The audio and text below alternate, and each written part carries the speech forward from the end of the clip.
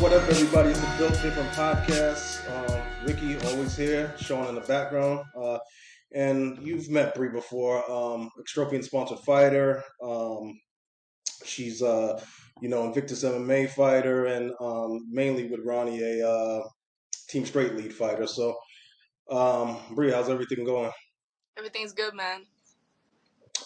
You trained today? Like, we getting you right after training again? A little bit, but I'm good. All right, cool. Yeah, you look a little fatigued yesterday, so you know what I mean. Like, you look more fresh today. Um, Tell us about. It was funny because I was on the phone with Ronnie the other day, and he's like, "Oh shit, Bree got her opponent." So, tell us a little bit about what you have coming up. Maybe a little bit about your opponent if you know a lot, and what the plan is there. Oh yeah, for sure. So I'm making my MMA debut on October 21st. Um, Hmm. I've been fighting. We started off boxing, Muay Thai, kickboxing, just to make it into just doing one martial art at a time. So for 5 years and a half almost, this is gonna be the moment. So super stoked. Awesome, man. Yeah, for sure. And as far as my opponent goes, I looked her up a little bit. I know she has like a Cuban style boxing coach, so Hmm. gonna be some hands thrown. But other than that, I don't know too much. I'm used to Cuban style with boxing. I'm trying to, think how that translates to MMA. I'm thinking defensive, like, um, you know, uh, counter shots. Yeah, so as Exactly. far as on the ground, I'm like probably decent wrestling, Yeah, decent good wrestling. yeah. But no, we're excited about that. Obviously, I'm gonna be there. That's combat night, right? Third combat night. Yeah. So I think this segues great into what we're talking about here, which is female pioneers in MMA and kind of the inspiration, and it's all culminating in a big fight this weekend, this weekend with Grasso and Shevchenko. And I've always been a big fan of Shevchenko and her style and what she's brought to the game. But first, I also wanted to talk to you a little bit about what you're doing with you and Ronnie are. I've seen a lot of videos of you training, and Ronnie has you. He has you as what do you call you, Sifu Bree now, and tell us a little bit about that and the new experience of what you're. I think you were saying you're doing something for female self defense and other things. Yeah, yeah, for sure. So I had got promoted to a JKD imprinter instructor. So Nice. yeah, so it's really cool, and also just learning how to coach right now. So I know a little bit from working at like Title Boxing Club, but actually like training fighters. So I go along with him to Rollins College for a female self defense class, help him Hmm. with that, and then we're gonna soon be starting an all female Muay Thai class. So hopefully start getting Awesome. fighters as well. No, I think that's dope, and I just think it's cool as well. One of the last times I was at the gym with you guys, we were talking about that situation with the female in the gym and that guy attacking her. I think it's really important for not only females but anybody to come in and learn to defend yourself, learn to use your hands and your feet as weapons if you need them because you never know when that moment might come. Yeah, man, 100%. Um, One thing that's cool is like I think what that leads into. You never know who you're teaching, and in teaching, I think we were talking about a little bit yesterday. You're learning at the same time, and you would say you're sharpening your skills as well while you're training these women at this self defense courses and soon to be Muay Thai. Exactly, exactly. Yep, 100%. Especially like kids. I've trained a few kids in the past, and like you Mm. learn much like just being on the other side. See certain moves, and you'll be like, wait, you can actually add this into this. Like it all kind of like comes together. So it's really cool. Yeah, it's kind of an outside looking from the outside in rather than just being it's like playing a game third person instead of first person, really. Exactly. So So one thing I wanted to ask you as well, though, was your transition to MMA was because one thing I was going to say about coaching these clients and everything is you never know who's gonna aspire to want to do more. You know what I mean? These kids you're training, young ladies may want to become fighters, or the women in self defense classes may want to be fighters. I remember Betch Corheo was one of the females that she started off kind of doing a fitness class, and then she got into UFC and fought for the title. So was that kind of like how did your inspiration start as a female to get into the fight game? So as a female, I actually started watching a lot of old school tapes of like Free to Give. A lot of people, surprisingly, a lot of people don't really know too much about her, but she was labeled like the most dangerous woman in the world. Like the first female boxing champion in America. So Hmm. like black woman specifically. So I think that was actually really cool. And then also, of course, you got Layla Ali. And then right now Clarissa Shields, which is going into doing what I want to do, the boxing and the MMA. So Hmm. lots of Yeah, you know. and I think the cool thing as well for you and your story, before we kind of get into the pioneers of the game, is us going to Fusion and you fight, sparring with Hannah Goldie and all these other UFC fighters. I think that's really dope. I think it's cool how they take you in and try and help you. And shout out to Julian and Fusion because very welcoming people. I walked in there and he didn't, most gym, well, not I won't say most gyms, but some gyms people be like, "Who the hell is this guy? What the hell is he doing here?" You know what I mean? But they were. He was cool. He came up to me and talked to me, and yeah, I think it's cool what they're doing, and some of the work you're getting in with some of those UFC female fighters. Yeah, it's tough. It's on a different level. So it lets me know the standard to where I have to get, to get. So it's awesome. 100%. So, speaking of women's MMA, like who were the ones you kind of saw in the game? You're like because we mentioned boxers, but in the female MMA, kickboxing, Muay Thai, any of these women that inspired you as a female fighter? Yeah, so for MMA, since the very beginning, it was Rose Namajunas just because she Mm, was in class, and Ronnie was like, "You need to study her." So once I studied her, I was just like, "Oh, like she knows what she's doing." You know what I mean? And I went mm-hmm. to one of her seminars down in Miami, I believe, and I then remember that. so much, and then especially meeting somebody that inspires you, learning from them, taking those tools, and then also I believe Amanda Nunes as well. Amanda Nunes, yeah.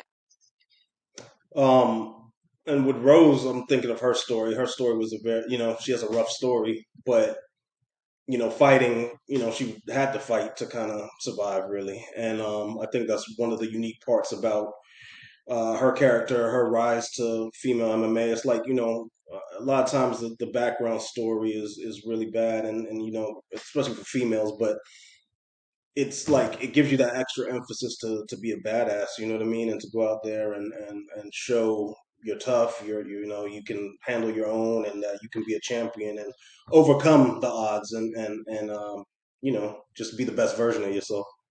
Yeah, and just using that emotional content, like just channeling that through everything you do, whether that's punches, kicks, or whatever, just channeling that and using it. I think it's very powerful. No, 100%. Yeah, for me, I'm speaking for myself now. Women's MMA. Um, always been a fan of it. I think women tend to be, especially in the lower weight classes, tend to be a lot more technical. Yeah. You're not relying simply on power. You're using your skills, and that's we'll talk about her a little bit down the road, but in on this podcast. But Shevchenko, I Oh yeah. mean, it's beautiful to watch. Like the footwork, the angles, like she just does everything the right way. You know what I mean?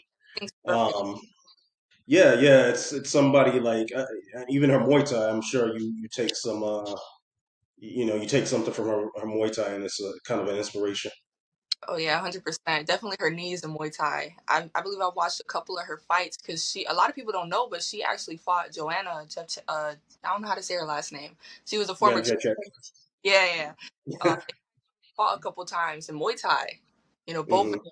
fighters and stuff like that. But a lot of things that I seen, Shevchenko do back then, she still uses it to this day. So it shows how much like what she's doing is effective. Yeah, no, that was a fight I was looking forward to. I think she dominated. Well, in the UFC, I don't think I watched the kickboxing matches, but I remember the results. But seeing those two get in the cage together was, it was one of the dream fights I had. You know, Yeah. um, Cyborg. I mean, something has to be said for Cyborg as well. Oh, You know what I mean?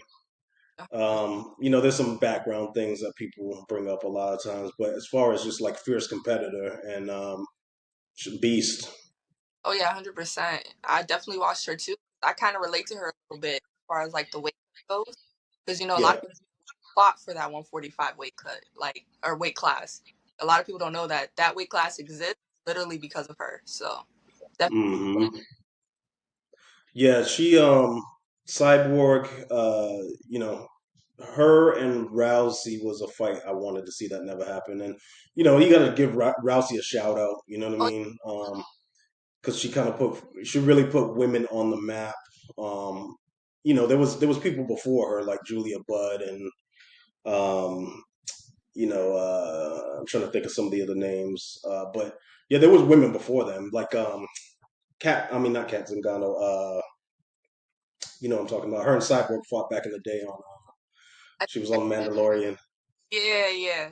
No, most definitely. I mean, she's the face of women's MMA. You know what I mean? Like at that time, it got the motion that it got. Yeah, I can't believe I'm in a brain fart because we're on the call now. It was Gina Carano. Sorry. Oh my goodness, Gina Carano. Yeah, I remember that was like at the time the biggest fight in women's MMA was Cyborg versus Gina Carano. Oh You yeah. know, and that fight, yeah, that everybody wanted to see a rematch in that, but there was no need for a rematch. I don't think after that. But that was kind of the big thing, and then I remember the UFC purchasing what was it on? It used to be on Showtime. I'm brain farting all over this call right now, but UFC purchasing that organization, and then everybody's like, "Are they going to bring in women's MMA?" And I think Dana had been before that against women's MMA being in the UFC. He was like, "Oh, they can do Invicta, and they can do all of these other organizations that are catered only to females." Yeah. And I think Rousey. That's where she deserves that credit is that she had that bigger than life personality and marketability, and she was doing her thing in the ring pretty much like finishing people pretty quickly with the judo and the chokes and everything, the grappling. And Oh, then from you remember those fights, right? Were you kind of inspired by her, like, oh shit, like this is dope? yeah, yeah, for sure. Definitely her ground, like her ground game. She stuck to one thing. Like that saying, like don't fear nobody who practice 1,000 kicks. You're the one that practice one kick 1,000 times. That armbar over and over and over again. She was killing people with that.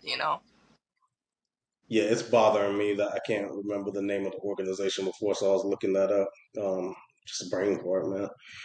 Um, but yeah, no, that was kind of what led to everything, like UFC and women's MMA really getting on the map, and then everybody, the public, like the Rousey persona, and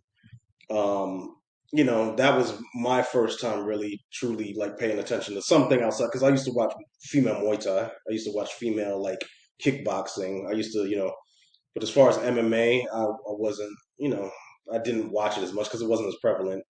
Yeah, yeah. Um, but yeah, that was when I really started to appreciate it. That's when I was like, man, these women are actually more skilled than the men. You know what I mean? They're relying more on skill than they are on power. And there was complaints at first. I think there wasn't as many knockouts. I think for women, they were still like had the skills, but they were still like a little raw, like as far as technique. Because now you're seeing women knocking women out Yeah. left and right now. Just And elbows and sorry, go ahead. oh no, I was just gonna say just seeing that evolve too. Like now, like looking back then, like they weren't as aggressive, but they're very technical, right? But then now you're Mhm. seeing both come together. So I think it's beautiful.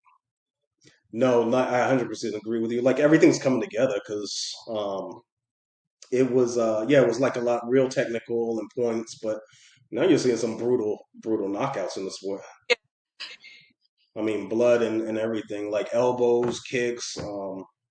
Yeah, it's getting even better for women, and I wish honestly that would. I think with Clarissa Shields and boxing, like you mentioned, I think boxing is female boxing is more on the map than it had been, but Oh it's yeah, still not on the level of women's MMA. yeah, 100%. Um, is there any inspirations for you in Muay Thai, like female Muay Thai? Because I have my like favorite female Muay Thai fighter. Yes, Stamp Fairtex, definitely Stamp Fairtex. Okay, the Fair Texas, yeah. Her story is insane, man. Like she had to stop fighting for a while because there's nobody else for her to fight, or sometimes she had to fight boys, because they had no females. So Yeah. Okay, so the organization was Strike Force. I don't know why it was Strike Force had the female fights before UFC. So yeah, Strike Force I used to watch the female fights, but eh, I forgot that one too. Nah, nah, I remember that one. Strike Force.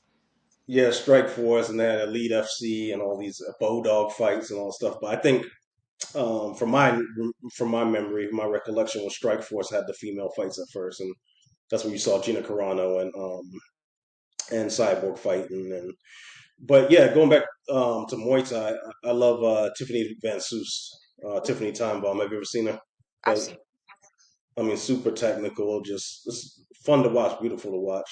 I'm kind of upset that a lot of the Muay Thai fights I used to watch that used to be on TV, they're not on TV anymore.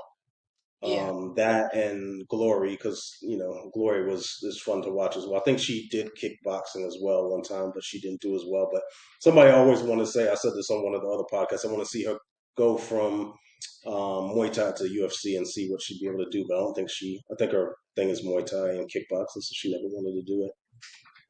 So, are there certain fights that and we talked about fighters that you kind of got motivated by? Was there certain fights that you were like, oh my god, like I want in on this. I wanna fight like this. I wanna feel this level of like competition and just gamesmanship. Is there a fight that you watched back in the day that was like an inspiration for you as well? fight back in the day, Female man. fight. Hmm. I think because there's a lot. There is a lot. And honestly, it does lead back to boxing, just because in the beginning it was focused. We were more focused on boxing. It Yeah. was skills. This was before she went like really mainstream. I forgot the name of the other fighter that she had fought, but Who's when I that? uh, what happened? Who did you say the fighter was? I didn't hear it. Sorry. Oh, versus Shields. Okay. It was way Was it back, recent? huh? Oh, it was No, way back in the day. like before she like was on the map type of stuff. Okay. She had like it looked like this. I forgot the woman's name, the other fighter's name, but it looked like she didn't belong in there. Like it was like, you know what I mean? But it just goes to show that skill level. Clarissa's had a couple of those fights. Her and Savannah Marshall it was a good fight. Back in the amateur days too. Yeah, it's a little history behind that. Yeah, yeah. So that history there was some bad blood. That was a good build up for that fight too because they had those previous experiences. And there's a lot of just there's been a lot of really good female boxing fights recently as well. Oh yeah, Um, but yeah, I was trying to think of the one I just watched recently, Amanda Serrano and she's bad, man. She's bad. the Serrano sisters. I mean, they do the MMA and the boxing thing, Yeah, and I mean, they don't, I don't think they get enough credit. Um, their names, like they essentially they're doing. I mean, they've gone up and down all the weight classes really, and they've looked impressive, and I think Clarissa deserves all the credit in the world because she does the same thing. But I think they too also need a lot of credit as well because they're doing their thing and then they're going to MMA and doing they're their very thing as well. active things. It's like back and forth. Yeah, yeah. To go back and forth between the disciplines, and you'll experience this obviously kind of when you do MMA, but to go between all those different disciplines and it has to be tough. Oh yeah, 100%. Yeah. But for me, some of the female fights. Well, I was going to mention Serrano and Taylor in boxing was like one of the last. I mean, one of the greatest female fights I've seen. That was a good one. Um, and there's just some real good characters in the fight game in female boxing right now. So I think it's gonna come up. It's just it's not on the level yet of MMA, but I think it's getting there. Yeah, it's getting there. Um, but yeah, speaking of female fights that I enjoyed, Joanna and Zhang Wele, Yeah, yeah, um, and that that hands down the greatest female fight I've ever seen. oh, yeah, especially the first one, the first fight they had. I mean, for her Hmm. to fight through that, that's something you can't find. Somebody has to have that. It's crazy. Yeah, that was the definition of leaving everything out on the cage floor. You know what I mean? Like they left everything out there. They never stopped. The pace was incredible. The skills and everything was incredible. The look of both of them after the fight was like something you'd think you'd see in a movie. Yeah. Oh yeah. Does that type of fight inspire you, or you're like, I mean, if I was fighting, I'd probably be like, nah, I want them, I want those one hitter quitters, or I want to, come out clean. But would that type of fight inspire you to fight somebody of your equal that will bring out the best in you, that a female that is like on your level, and then you have that type of fight? Yeah, after watching that fight, actually both matches, like it gave me that idea, because like fighting is all about being the best you can be, right, and testing yourself. So like, Hmm. better way to like test yourself than to fight somebody who's just like you, or just as bad as you, or as aggressive as you. Yeah, I think in the people, fighters' history as well, you need that one defining kind of fight that people always kind of go back to and remember or compare you to. And I think that would be a dope thing for you, is like not getting yourself hurt or anything, but just like a matchup where you like, yeah, you remember that fight Bree had. Remember, like, look, girls always look up to it, and your clients look up to you and say, "Damn, like I want to see that fight. Like I want to have a fight like Bree had. You know what I mean? I want to be in a fight with somebody the way Bree fought that individual. So I think that's something really cool to think about. Oh yeah, for sure, it's legendary. A fight like that, you don't forget. Like even now, people still talk about it. So Yeah, yeah. So you have that opportunity. You know what I mean? I don't. I'm never gonna do that, but I'll live vicariously through you, though. Every time you go in there, I'm living vicariously through you. Like, you know what I mean? I think it's really dope, and I think a lot of people don't even get that sense of, even just walking out to the ring, the emotions and having to calm yourself down and looking across the cage at somebody that wants to take your head off. Like, it's admirable. It's a very noble and just admirable thing, because you're entertaining the crowd, you're doing it to prove you're the best, and it's not many people will do that. You know what I mean? So you have to give yourself a pat on the back. That's why I'm always proud of you, and that's why like I said, I'm living vicariously through you when you're going into the ring. Even the ring walk, I do get a little bit emotional. You know what I mean? I do get a little emotional watching you walk in there, and yeah, it's a dope thing. So thank you. um, any female fights that you would love to see coming up? I know we're gonna finish off kind of with Shevchenko and Grasso, but any female fights that you would like to see, like dream matchups you'd love to see? When Rose heals up, I'd like to see her run that again. She had broke her finger, and that like I didn't. nobody knew that because I was trying to figure out. I was like, what's going on? Like, what happened? But they showed a clip, and her finger is like dislocated and stuff. So I definitely like to see her go back in there. I haven't. I'm behind on that fight. Like I'm behind that card. I watched last week's pay per view, which was like crazy out of Sonya. Oh Still yeah, can't still can't wrap my head around that one. yeah, But they say styles make fights, and that so maybe Sean had that style to beat him. yeah, yeah. But I still have to go back and watch that Rose fight and that whole card because I missed it. So I don't even. I I don't know. I think she lost. I don't know. I didn't even. I tried Uh, not to see the results. She lost. yeah, she lost. Okay. Honestly, she was doing good in the beginning. Like I think Hmm. before she broke her finger, but something was off. She was like the same. Like her Yeah. off. Certain, the other girl She her a lot. she has to. There's some fighters out there they have to be completely mentally in. You know what I mean? I think Rose is kind of. that fighter. If she's on mentally, nobody can beat her. But if she's kind of, not really fully like confident, then she can be beaten. Yeah, I But a phenomenal fighter. I remember watching her from all the way from back in the day with Ultimate Fighter. So that would be your fight, is seeing her run it back with Zhang Vele, and because she beat her twice, which is crazy. yeah, yeah, But seeing her get her work her way back up to the title, that's what you'd like to see. yeah. I definitely like to see that. And she also went up to flyweight that fight as well. So I think it's Okay. For me, top female fight I'd like to see right now would be if Shevchenko was to get past Grasso. I would love to see her fight Zhang Weili, like see a super fight between those two. oh no, yeah, oh That would yeah, be great. But I think I see Shevchenko, and we'll talk about the Grasso and Shevchenko fight.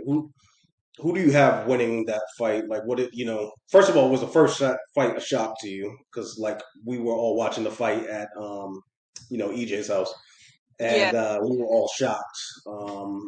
And then, second of all, like, what's your prediction for the second fight? Yeah, it was a shock. It definitely was a shock. I wasn't expecting that.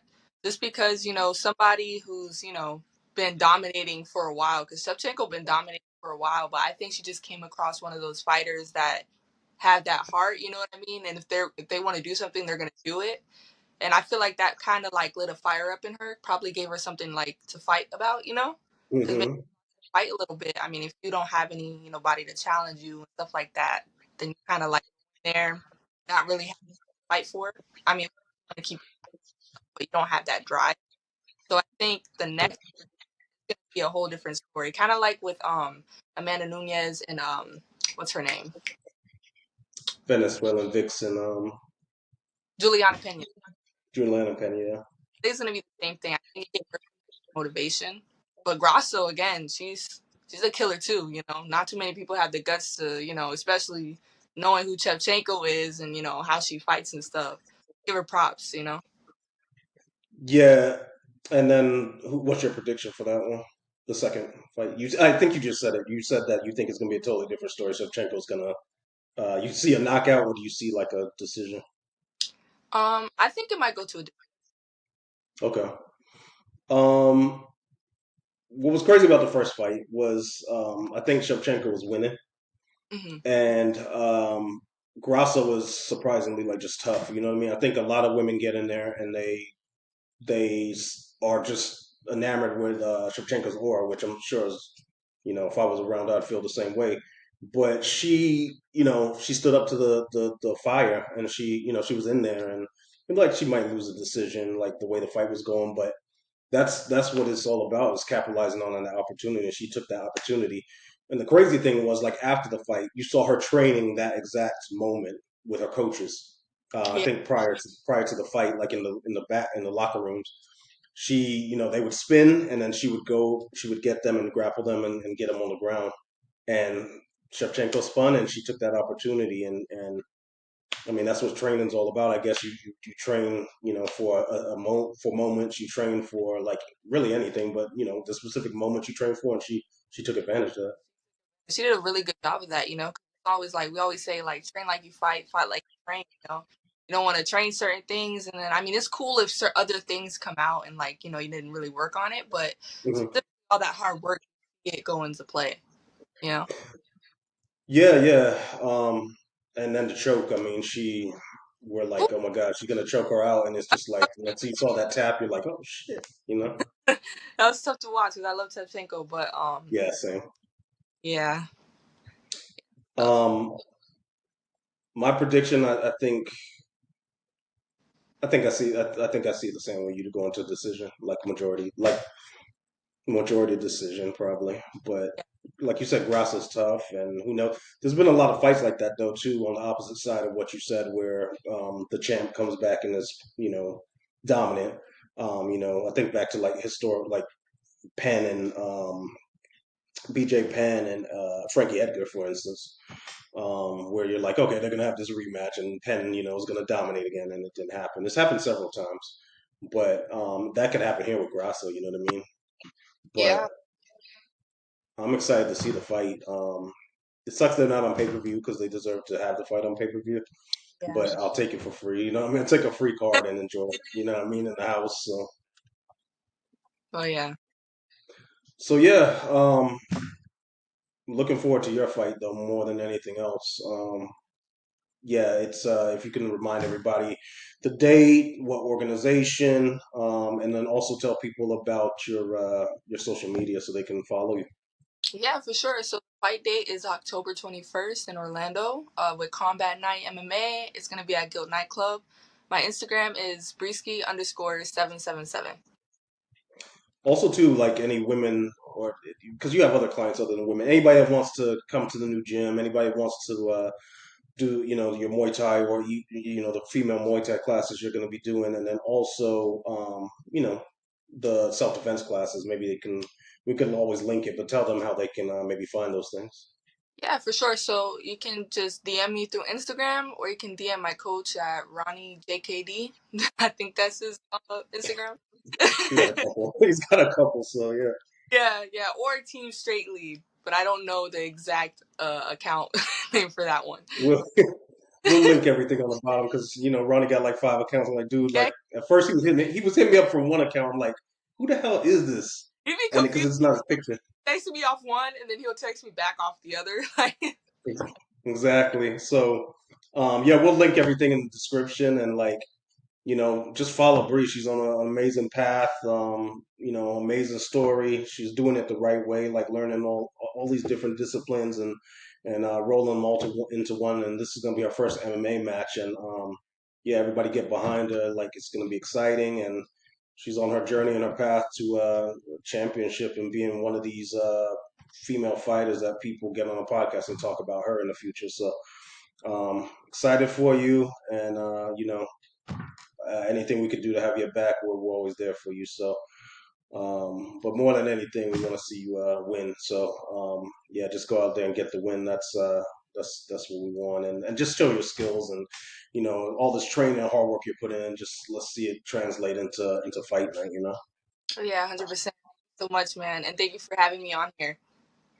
Yeah, anytime. It's great to talk to you. As always, I always want to talk fights. So, anytime you want to hop on or talk about anything, you're one of our few repeat guests. So Got you. Thank you thank so you. much. So yeah, with that being said, Ricky Alphonse, CEO of Extropian, shown in the background. The rest of the Extropian team, also follow our journey. Like, comment, subscribe. If you have any questions for Bree, you want to go check out her program, defend yourself, learn the Muay Thai, learn how to whoop some ass with elbows and knees. Just check out the links that we put in the description. And yeah, with that being said, hope you guys have a great week. Watch the fight this weekend and comment on those as well. So thank you guys. Have a blessed week. Have a blessed weekend.